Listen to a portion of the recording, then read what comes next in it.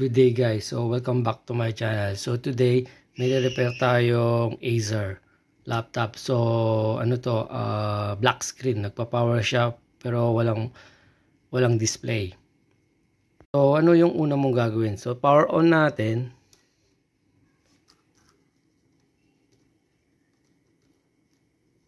So ayan, nag-power on siya guys. Umikot yung fan, saglit.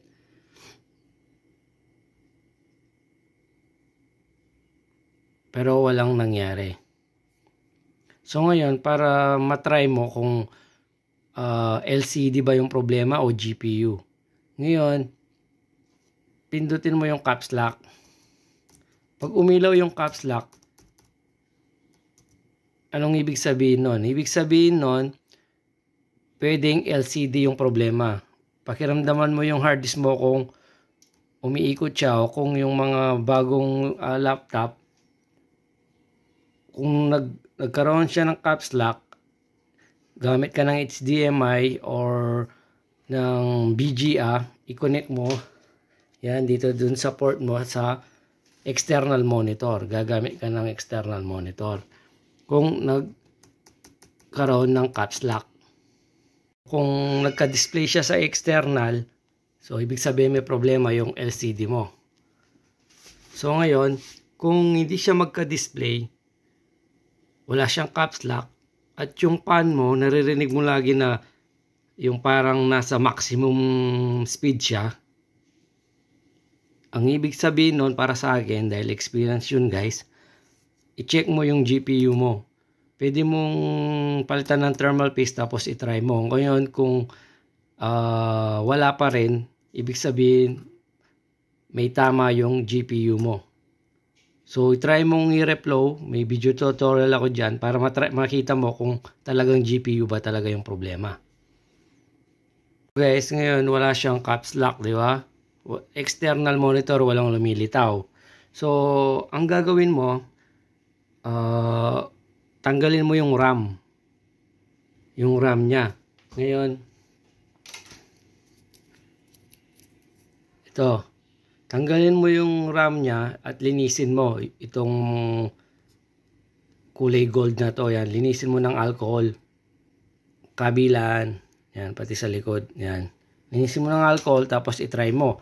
Kung meron kang extra na yung bago o umaandar, yun yung ilagay mo muna. Pero i-try mo bawat slot kung dalawa yung slot niya. Pagpalagay natin, ito, bago ng RAM ang nilagay ko, ayaw pa rin mag-display. Ayan, wala pa rin. Pero, bago ka mag-troubleshoot guys, kailangan mo rin munang ilawan. Yan. Tingnan mo baka may image yung monitor mo. Yan. So, kung may image siya, sasabihin mo kagad backlight. No. Kailangan mo munang testerin sa LCD niya, tetesterin doon kung backlight ba talaga o may mga parts na nasunog o papalitin. Na-test mo yung LCD mo sa iba. So, good dito. Good dito, no? Nalaman mo na good dito, na tinest mo na okay siya, wala siyang problema, pero black screen pa rin siya. So, anong next mong gagawin? Nagpa-power on siya, di ba?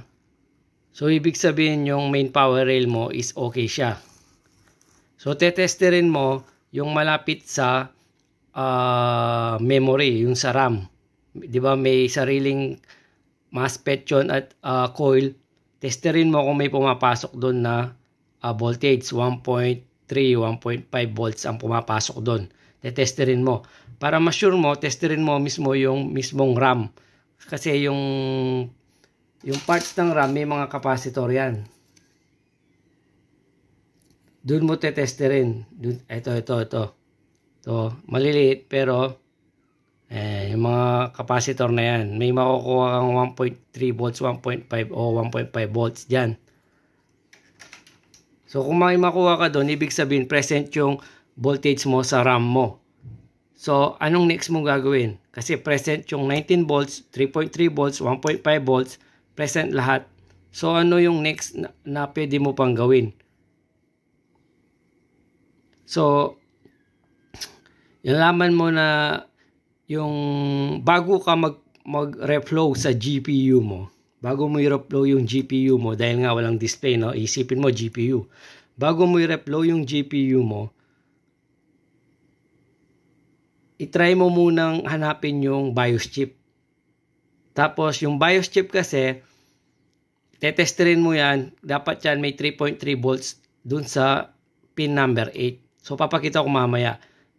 Tapos, kung may 3.3 volts sa BIOS chip, ibig sabihin, okay ang present ng 3.3 volts mo. Okay siya.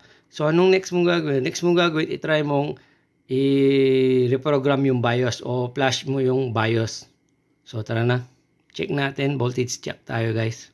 So, guys, ito na. Nakonect ko na yung USB programmer natin yan. So, open na natin. So, dito, katulad ng sa mga past tutorial ko, bali yan, nakasulat dito sa baba. Nakita nyo, connected. Yan, ito. Nakakonect na yung USB, pero hindi pa niya na-detect. So, kailangan mong i-click yung detect. So, yan. So, ito, na-detect niya, pero kailangan mong i-read para mabasa niya yung BIOS chip natin. So, click natin yung read.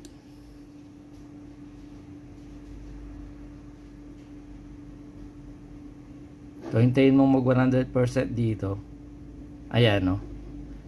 Na-detect na niya, guys. So, ngayon, ang una mo munang gagawin, guys, kailangan mong i-save. So, isi-save mo muna yung ito.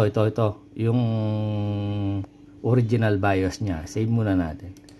So, pag sinave mo, ayan, file, tapos save.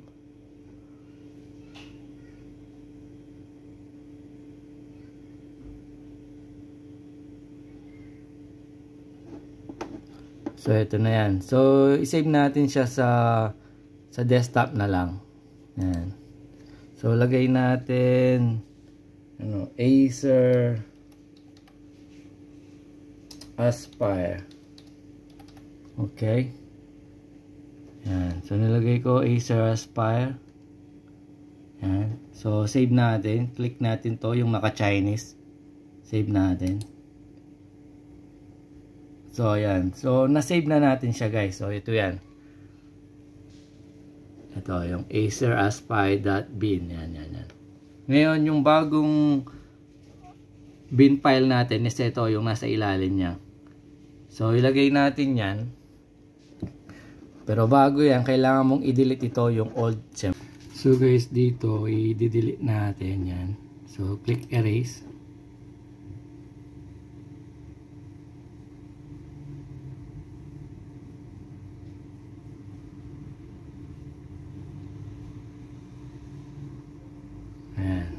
Empty. So, ngayon, i-click mo yung blank.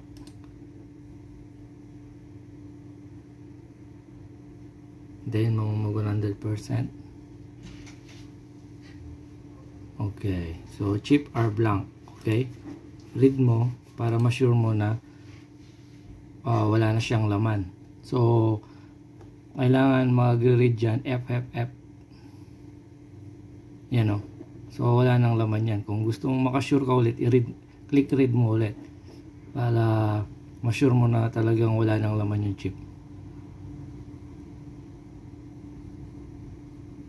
Yan. So, ngayon, ang next mong gagawin, kukunin natin yung bagong ito, yung bagong bin Aspire 1. Yan to. Yan yung na-download ko. So, click natin, double click. So, ito yan. Tapos yan, ipoprogram mo yan. Click program.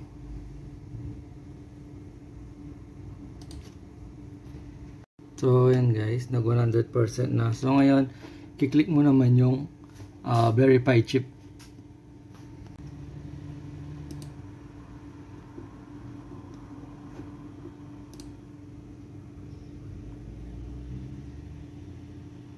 So, hintayin lang natin. So, yun. Nag 100% na siya, guys. So, ngayon, okay na yung chip mo, guys. Para ma-sure mo kung okay na yung chip mo, kailangan mo i-click yung read. Yan, ito. So, i-click natin yung read para ma-sure natin na may laman na yung chip. So, click natin read.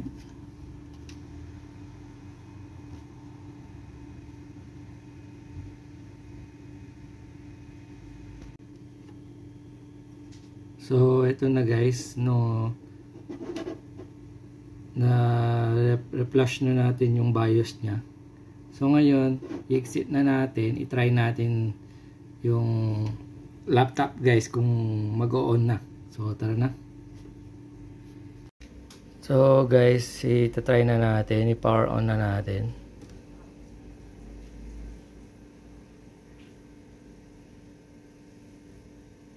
Yun. So guys, nagka-display na. So minsan kasi guys, pagka power on mo, matagal siya bago magka-display. So hintayin nyo lang. Normal lang yun kapag nag-reflash ka ng BIOS.